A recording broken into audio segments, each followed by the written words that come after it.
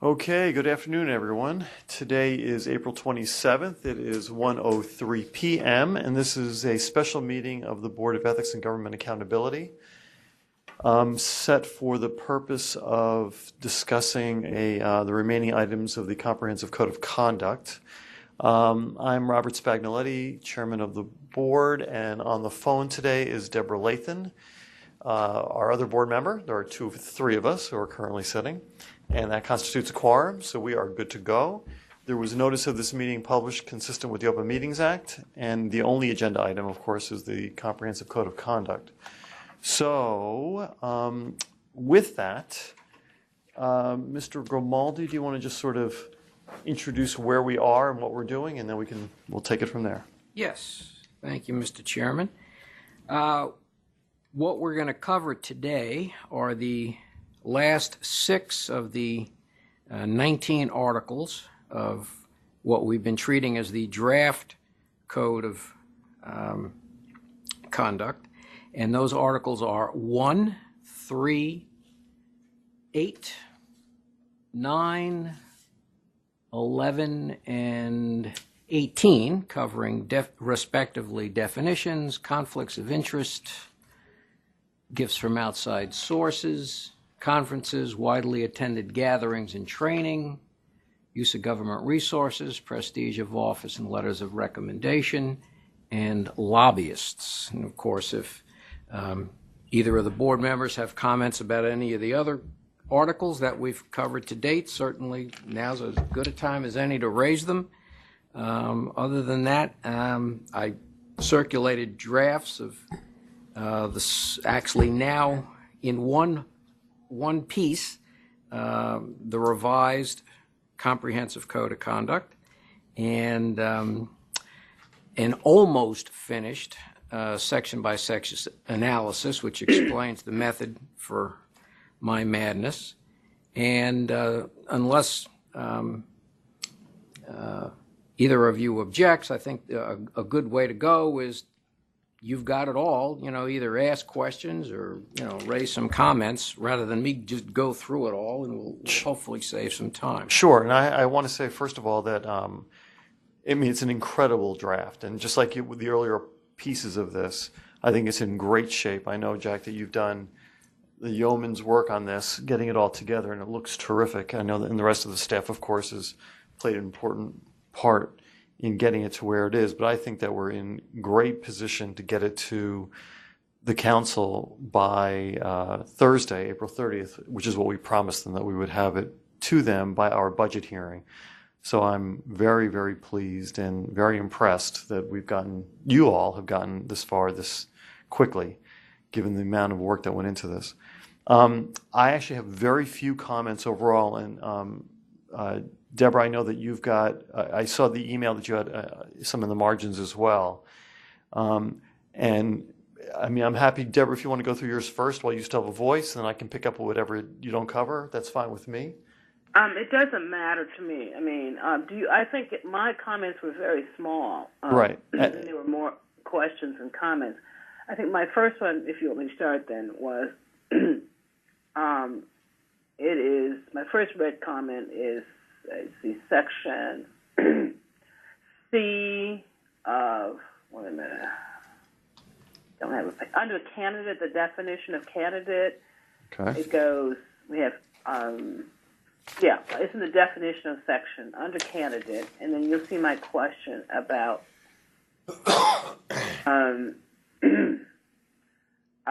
filed a nominating petition. It's section C. Do you see that? Yes. Yeah. I just a little confused. Okay, I could. That if the individual is only testing the waters, has not yet made any decision whether to seek nomination or election to public office, and is not a candidate, or she filed a nominating petition.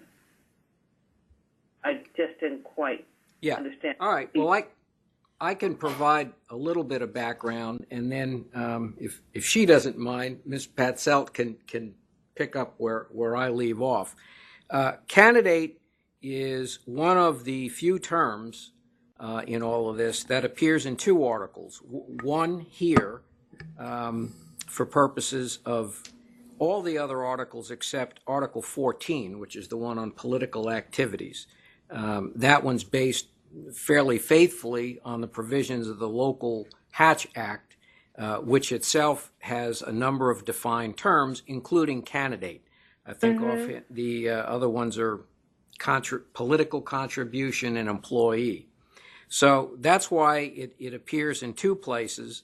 And after discussion with the staff, and I think somewhat reflecting some best practices reports recommendations, we came up with this definition. So that's the background, and I'm going to leave it to Ms. Patzell to fill in the rest. So, Deborah, I think your question is just the nominating petition. Originally, the definition of candidate, this was the problem that we had. The definition of candidate in the Ethics Act as it stands now says it's if you pick up a petition or authorize someone to pick one up for you. So in your hypothetical situation where someone is just considering running and wants to pick up a petition and see what it looks like and maybe, test the waters, they're free to do that. It's not until they file the nominating petition or, receive political contributions, the other parts of the definition, at which they become a candidate for the purposes of the Code of Conduct now. That not only helps and allows people to then test the waters, but it also helps us because we don't have to chase down people who just picked up a petition on a whim and never got any signatures on it. And I remember the first year that we were doing this, that's exactly what happened. We had all these people pick up petitions and we had no addresses for them, we had no phone numbers for them, we had no email addresses for them. And so when it came time to file the FDS and we were trying to enforce it, we were unable to do so. And then it led to the discussion of, well, why are we doing this anyway if they never filed anything? And so that makes sense in terms of resulting in this definition, I think. And the difference originally, there was some phrasing that Yancey and I discussed using a certification of petition form, but that, again, Yancey and I agreed would be too early for FDS purposes. It works for Hatch Act purposes, which is why there's two different definitions, because for the purposes of the Hatch Act, we need the definition of candidate to start very early so that people cannot campaign in an office for someone who has picked up a nominating petition but not filed it. But for FDS purposes, the definition of candidate doesn't need to start until they have actually filed and officially become a candidate. Okay, that's fine. I understand now. So it's not just the picking up of a petition, Yes. which makes our work very difficult, and they're not really a candidate until they've actually filed that petition, Yes. right? Yep. Okay, that's fine. Okay. I understand. I'm just scrolling down to find my next one.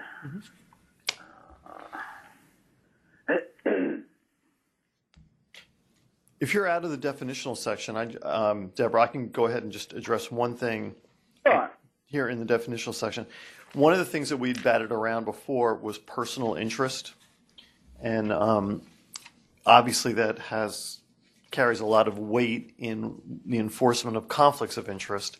And I just want to say that I thought the definition here was terrific and also nicely tied to sort of the way the feds look at things. I know that Congress looks at it this way. An interest that, while not directly financially advantageous, would cause a reasonable person with knowledge of the relevant facts to question the impartiality of the covered individual. So I just wanted to point out that I thought that was a terrific definition, including, you have the examples, of course. It's a non-exclusive list, but it's an example of how you could have a personal interest. I thought that was a good definition. My only question there was, I think I tagged friendships, and I asked whether or not that includes domestic relationships or, romantic relationships. Yeah, Deborah, the definition of immediate family member includes domestic partners. No, I know that, but in paragraph 54, you have personal interest. Mm-hmm. Right, but it references immediate family members right above that? So just immediate family members in the definitional section, you say includes Yes. domestic partners, Yes, right? Yes, it does. And domestic partner, is that defined as someone, do you have to be residing with that person, or you just can have a close relationship with that partner? That's a term of art, and it comes right out of the D.C. Code. There's a whole section of the D.C. Code that deals with domestic partnerships, defines domestic partner and department partnerships, and we just borrow from that statutory definition. But for our purposes, the phrase, the term immediate family members does include domestic partners. Okay, now the definition that you borrowed from the code that does include domestic partners, though, does that define domestic partner as? I mean, how does it define? Does that again? My Domestic question partner is defined specifically in the code as something you have to take an affirmative action to become recognized as domestic partners. You can't just have lived together for a certain period of time. There's like a certificate that you get from the district that says you are domestic partners. Yeah. So if you have a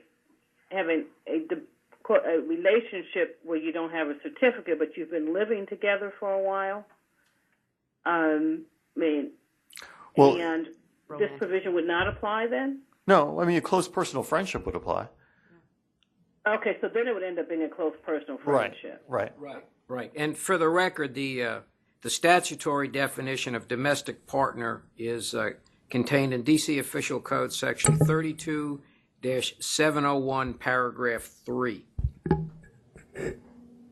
Okay, either way, we've got the person who's living with someone who's not officially a domestic partner, but they've been together long enough to fall under the close personal friendship, right? Right. And Okay. these would all be, they'd all be fact-based questions, so it would all play out on how the facts were. But as long as we've got it covered in the definition, I think you can it'll be easy to have someone who, you're living together, you have a romantic relationship, even if you're not a registered domestic partner, to demonstrate that close personal friendship. Okay, that works for me then. All right. I didn't have anything else in that section. Okay. I think it's quite good. What about you, Bob? No, it's good. I just also want to note that the covered individual, in an earlier draft, there was not a definition in the definitional section, but now there is. I mean, it's defined in Article 2, but Right. I'm glad the reference is there in Article 1 as well. So Right. It also, okay, and I guess I go down to paragraph 11 was my next comment, and it says, paragraph 11, covered individuals shall not, except as permitted by Article 13, and what's that one? My Roman numbers are bad. IX. 9. 9, thank you. Solicit or accept any gift Hold on, or trying to other figure out item where of we are. monetary value from a prohibited source. And did we define prohibited source? Yes, Yes. prohibited source is defined in the definitional section. Okay, I missed it. But, okay, I'll go back and take a look at that one. Okay, it's there. Now, so you're done with the definitions, Deborah? Yeah. Okay, now I think, he can correct me if I'm wrong, Mr. Flowers has a question about the definition of public official. Okay. Yeah, my question there was whether or not we should try to pick up some of the boards or commissions that were not in 1-523.01E or that were not otherwise enumerated. One of those certainly would be the Retirement Board and then Metropolitan Washington Airports Authority, some major boards that may not be on that list. And I think we could just go through and see what those are. So these are some biggies that were not in the that are not part of the Confirmation Act. Is That's that what you're right. saying? That's right. For purposes of subparagraph H, Yes. which starts off as the WMATA members. Okay. Well, if you could maybe, propose a few that we can plug in, sure. Okay. Yeah, I'll do that. Good. Now, one question would be whether they're going to be picked up anyway under. No, they wouldn't be. I'm thinking under the definition of a public official that performs certain functions, but they're not going to meet the salary requirement. So. Yeah, but if you could identify, because you're obviously in a great position to do that, to identify which ones you think are appropriate to add to the list explicitly, that'd be great. Okay. Yeah, I'll do that. Great. Great. Okay. All right. So that might do it for definitions. then. I'm I good. just backtrack for a moment, and I'm seeking some liberty here. But before Article 1 definitions, I have the word preamble. If you recall, former board member Richard suggested that we come up with a preamble, and we all agreed that we would. But that won't happen between now and Thursday.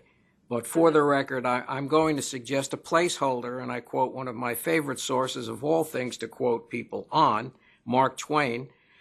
And the quote is this, for the record: always do right.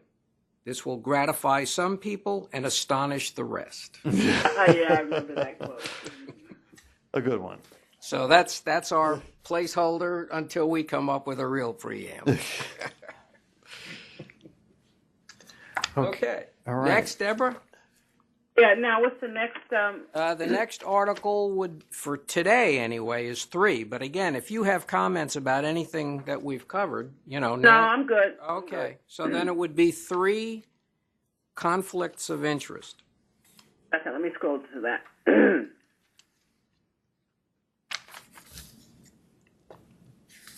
Okay. You're okay with 3? Yeah, I was okay with 3. Okay. Bob, you're okay with 3? Yes. Okay. The next one is 8, gifts from outside sources. Yeah, I was okay with that one too. Okay. But let me see. I thought I saw Article 4, contingent fees. Right, I had a question about whether or not we had the authority to recommend to the AG disbarment of any contractor that violates the contingency fee provisions. Okay, so OAG actually doesn't handle debarments. I mean, their lawyers will represent the district in the process, but the Office of Contracting and Procurement, there's a whole big process, and I'll spare you the details because it's ugly and messy, about when they debar contractors in the District of Columbia. So I guess the question is, if something becomes public, can we make a referral? Right. And like I'm saying, like in paragraph B of the contingency fee section, let's say we find that a contractor has violated, our contingency fee rules, i.e., you can't pay a contingency fee to get a contract. I know we can go against the government employee, who got the contingency fee, but my question is, can we then go and seek to refer the violation by the contractor to, I guess it would be the Office of Procurement and Contracts, for consideration of a department proceeding, even though we can't bring such a proceeding ourselves? well, I guess the answer is there's nothing to stop us from doing that. Once it's public, obviously, if it's confidential, we can't do it. But if it's public, if it gets to that stage, I don't see any reason why we couldn't. We inform other entities and other agencies when their employees have been the subject, when they've been the subject of an ethics violation, it's public. So there's no reason, I don't think, why we couldn't do it here. Right. And for purposes of the comprehensive code, by definition, contractors or otherwise not involved for all the other articles are indeed involved only for, Article 4? Contingent fees. Yeah, contingent Right. fees. So it is the only one that covers them, actually. Right. My question is, do we need to sort of put the contractors on notice by having some kind of language that says that, contingency violations by contractor, can, within BEGA's discretion, be referred to the Office of Contracts and Procurement for further proceedings with respect to disbarment or other proceedings that may be appropriate? Yeah, I don't think. Well, the problem with doing it that way is, Deborah, is if we actually put that as an express authority, and even if it's just to put them on notice, then the next question is, well, what's the standard that we would use? And then it's also by mentioning that. Where we don't mention it in every instance is like with the disciplinary proceedings against employees. We don't want people to think that we're admitting that we don't have the authority to transfer it. I would also say that we have this sort of umbrella statutory prescription that what we do in the ethics world here in terms of sanctions is separate and apart, certainly from the disciplinary side of things, and to the extent that you can look at debarment as sort of a disciplinary act.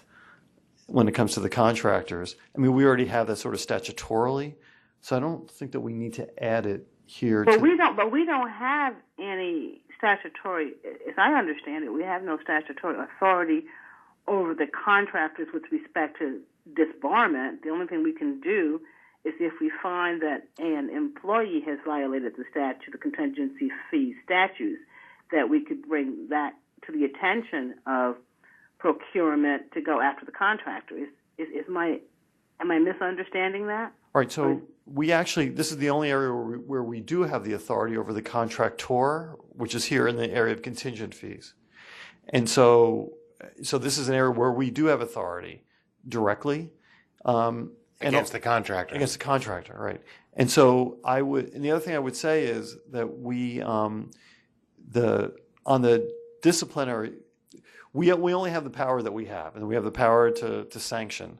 But it's very clear that all the other powers that the district has in all of its other realms, it continues to do, and we don't have to sort of say it explicitly. Like, we don't say in each one of these articles a violation of this amounts to a disciplinary violation as well. For the agency purposes, the agencies just do it according to their disciplinary policy. And Okay, so let me do be you clear remember? then. And do you remember when we had the problem with the U.S. Attorney's Office, where it became the language that was meant to be expansive actually became self-limiting Because we couldn't do both, sanction and refer to the U.S. Attorney's Office. Okay, but let me explain to me one more time, Jack. What is our authority in the contingency fee violation situation against a contractor? Our authority, not that of the Office of Contracts and Procurement. Well, our authority is limited to taking an action against a contractor for violation of Article 4, the contingency fee. So we would have available to us the full range of sanctions if we found, probably after a contested hearing, that there was a violation. But as Bob... So what you're saying then is that we not only have BEGA not only has authority to go after the employee who violates the contingency fee, this contingency fee provision, but we also have the authority to go after the contractor as well. Is that correct? Correct. Okay. And then what you're saying is any and all other disciplinary proceedings that are in other parts of the statutes, of course, are still in play. And so therefore, there's no need to add any additional language here that deals with debarment, because obviously the contractor would still be subject to disbarment if we found that there was a contingency fee issue here. It would be up to procurement to deal with the disbarment proceeding. Right, and I would also say this, is that there's a high likelihood that if there were to be a significant contingency fee violation, that there would also be a criminal realm to this, because that violates, any one of a dozen criminal laws. So, a debarment could happen by OCP or by the government as a whole, but it's one of a number of things that might play out at the end of the day. Okay. Yeah. All right. Fine. Okay. I think 8 gifts from outside sources.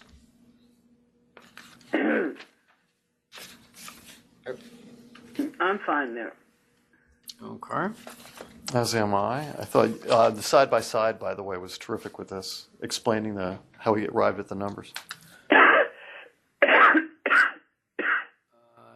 9 is conferences, widely attended gatherings, and training. I was there too. Yeah, and once again, I thought that our reliance on the CFR for a piece of this it's going to give, I think, the council and the executive great comfort that we're not making some of these things up out of whole cloth, that we're grounding this in experience and practice, and we've got a body of ethics law to rely upon. Okay. 11 is use of government resources, prestige of office, and letters of recommendation. And this I was that one. this was generally unchanged, right? Yeah. The one significant, though, we put the email addresses in for the record as part of the definition of government resource. Good, very good. That covers a BPR recommendation. Excellent. Okay. And last but certainly not least, Article 18, lobbyists.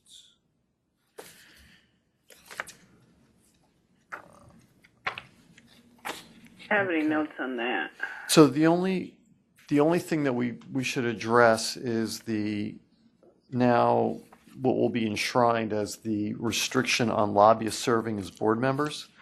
This engendered or prompted much debate I remember that. a year ago, but in light of the Auteur case, which found that the federal government general ban on prohibiting lobbyists from serving on boards and commissions had constitutional ramifications. We have now, just so everyone's clear about this, limited this so that lobbyists can serve on boards and commissions, although they are prohibited from lobbying on those very same matters on which they're going to be sitting as a board member. That's, I know, a kind of a paraphrasing of the actual language, but that's exactly what the limit is. So it's really to prevent the direct conflicts, and we are going to, as a result of the federal case, take out its sort of the general appearance simply by being on a board and commission and being a lobbyist. Since the federal government has stepped that back, we are going to follow suit and just be very careful about the actual conflicts, which I think is a fair place to be. Right. And we actually, speaking of following suit, in the side-by-side, I cite at least 2 states that have pretty much the same kind of an arrangement. Right. Mm-hmm. And after all that debate, I think that's exactly where we need to be, given where we are now. I will note for the record, because this is a public meeting after all, that Mr. Beckham has shown up, and we are forever going to be in his debt for having started us down this path. It is a terrific, terrific comprehensive code, and we could not have done this without you. So, Thank you very much, Mr. Beckett. we really we should like dedicate this to you or something in the beginning. Maybe you should be in the preamble. Deborah, you have anything else? I did remember I had a question on nepotism, and my question was, the way it's written, does that mean essentially that the mayor could never hire anyone in her family? Is that a correct reading of that section? Yes. Yes, that is a correct reading. The mayor would not be in a position to hire anybody that falls within the definition of family member. We follow the Fed rule on this. It's pretty expansive. The mayor should not be in the business of, using public office to put family members in place. I just wanted to be clear. But does that mean that let's say, for example, could her chief of staff end up hiring one of her family members? Well, the chief of staff would be too close because that's part of the executive office of the mayor. Now, to be sure, she is in charge of all the subordinate agencies. But if there's a family member that's already working in a subordinate agency, we think it's possible to screen the person off effectively so that the mayor is not involved in the promotion, employment, advising, or any of that stuff with regard to her. That's existing employee, you're saying, right? An existing employee, correct. So would that mean effectively then that a member of the mayor's family that's not currently an employee could not be an employee of the D.C. government at any level during her term? Well, I'm guessing the subordinate executive branch, but the council, the attorney general's office, The independent agencies BEGA. Right. But none of the more civil service type agencies, not the subordinate ones. That's right. Right. I would guess the same thing. I mean, if it ever came up, we'd have to look to the feds for a little bit of guidance. But my best guess would be that it would be an issue in any of the subordinate agencies. Okay, and then I did want to take another look. Jack, what's the section on after employment, employment after you've left the government? That I think it's 13. 13. Did you hear that? It's 13, Deborah. Article 13. Yeah, and I know that's a little different than what the federal government does. And I'm getting there.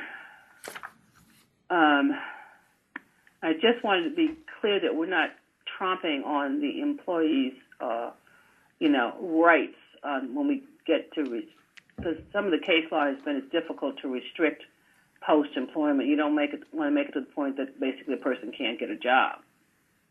And as I understand, our provision is that you can't work on anything that you worked on while you were in government that was between specific parties. Now, the federal government rule is more like you cannot appear at the agency. So you could basically go in-house someplace and work on an issue that you've worked on giving advice and strategy in-house, but you could not appear before that agency.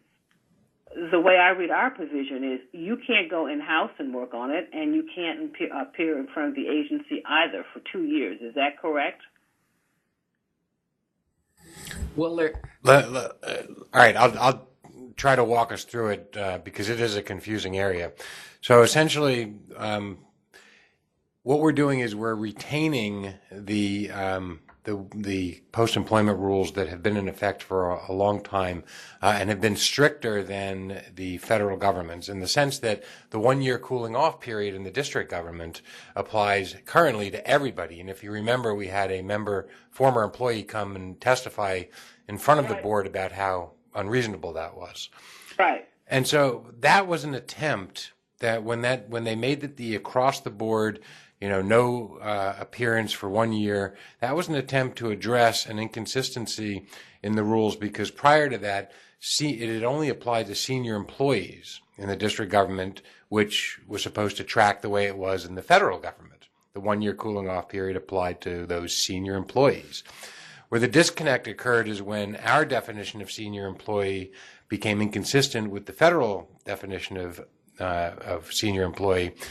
Our way of fixing it now, and we recognize we're taking a step back so that it's more like it used to be rather than this across-the-board 1-year cooling off period, is to say that is to define a senior employee in a way that we think is reasonable, and that is to say that a senior employee is now somebody who, under other definitions, is required to file a public financial disclosure statement.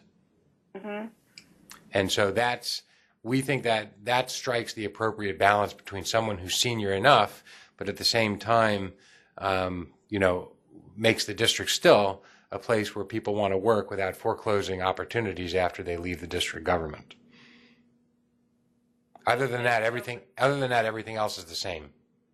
Okay, so explain to me though, like the I can't remember his name, but the individual that we find for he left the government and then he actually went to work for an agency that was a contractor. Mr. Hicks. Hicks. Okay, so explain to me how that works in that setting where he left and he was actually working on work that he had worked on when he had been in the government. And would he have been deemed to be a senior employee of the government? Christina, do you think he would have been? I don't think so. I don't think he wouldn't have been a senior, but that wouldn't have been the issue. The issue would have remained the same in that he left on a Friday and contacted his old agency on Monday to arrange a meeting for his new boss to meet with his old boss. And that would have been a violation probably under both federal and... Exactly. And if you recall, Deborah, he was negotiating for the position with whatever, while he was still in the district's employ and continued without notice to work on the very things that... It's totally different. You're right. It's totally different. Yeah. Okay. So, but the lady who came to us in the panic about, I can't remember her. I'm sorry, I'm having a bad day, but she was not a senior employee, and so when she set up her business, would she have been able to do what she had proposed to do, and we said was in violation of the code? Yeah.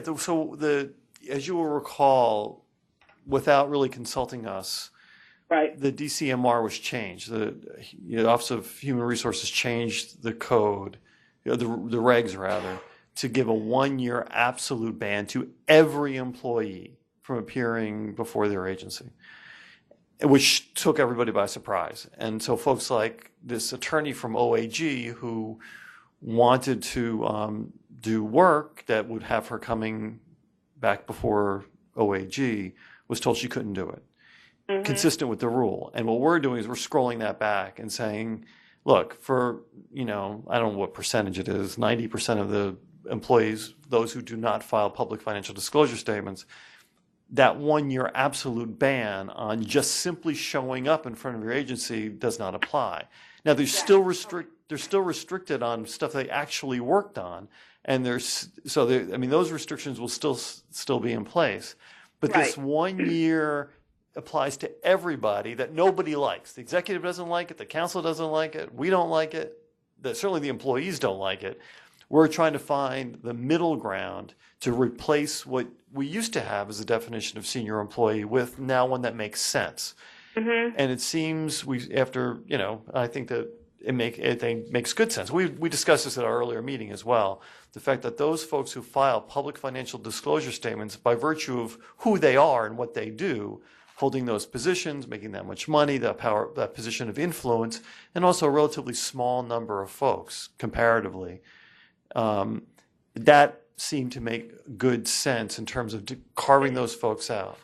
No, I agree. And so in the language that we have drafted here, then that young lady would be able to go ahead, and proceed and go back to OAG, except for those matters that she has specifically worked on. She would not be banned. Is that correct? Not necessarily, and I say that because, as you know, we leave the designation of the financial disclosure filers in some respect to the agencies, because they get to choose, or they know which of their employees are involved in land use development, contracting, procurement, and anything else that might put them in a situation where conflict of interest could be a problem.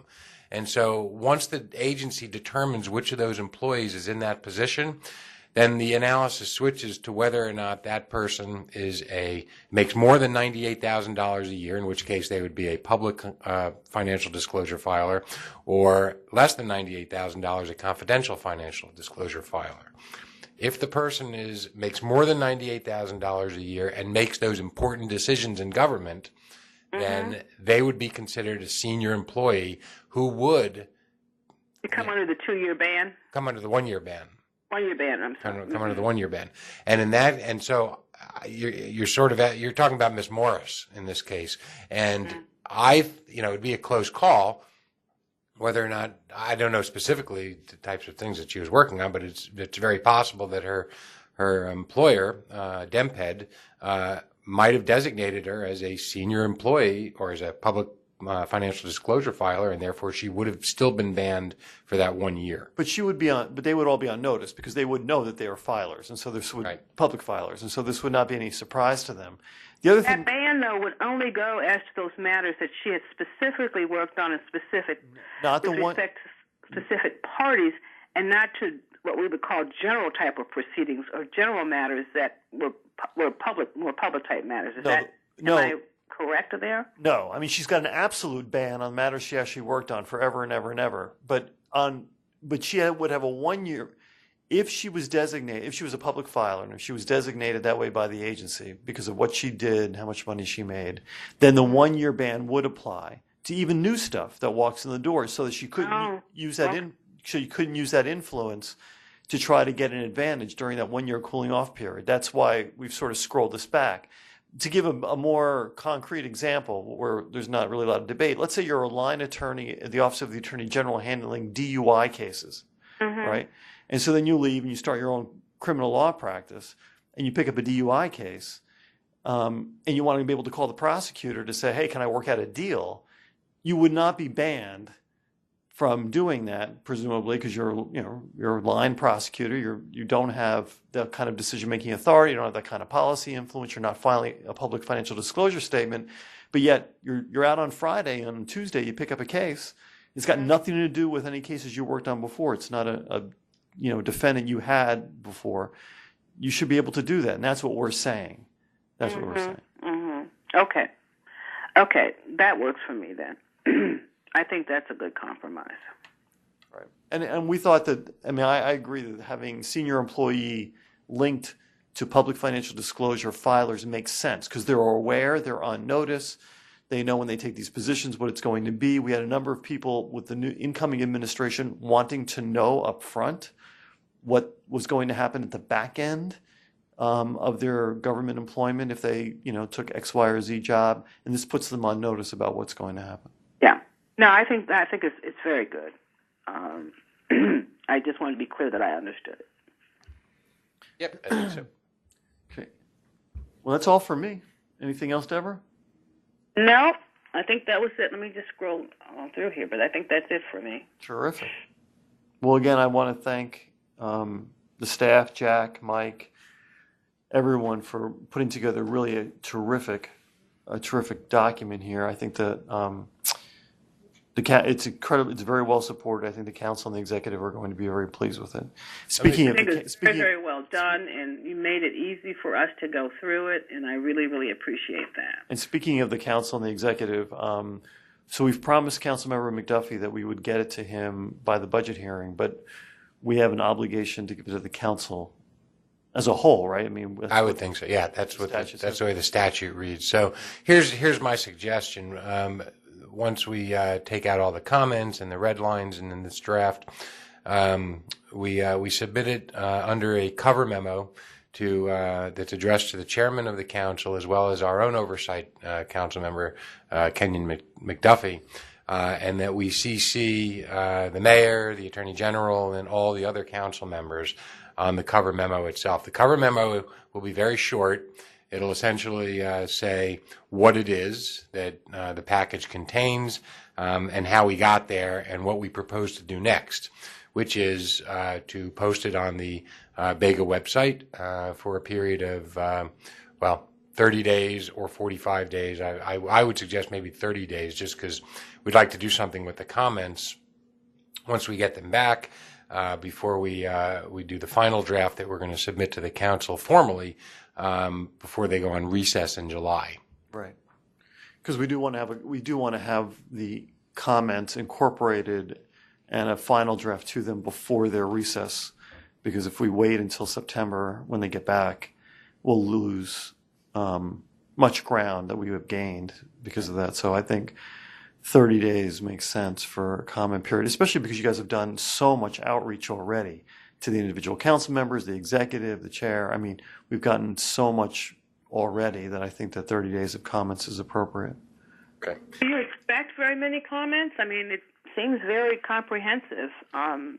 Well, I expect some actually from the members of the ethics community. Right. Once they get their hands on it, I think they're going to want to, take a look at it. And we've already gotten a few inquiries from them that they wanted a draft. And so that's where I expect the bulk of the input to come from, maybe academia or certainly our colleagues in the ethics community. Mm-hmm. Okay. I'm sorry, say again? Were we going to brief the council or the member? Well, we'll do at the budget hearing. We'll say that we're delivering it as we promised, and that we're opening up for comments. But I do think that maybe after we get the comments back, since you've already done outreach to the individual council members, Right. I think it makes sense when we get the comments back and we've accounted for, if we change our mind on things or revise things, then I think briefing them Probably makes sense. makes sense. Yes, absolutely. Okay.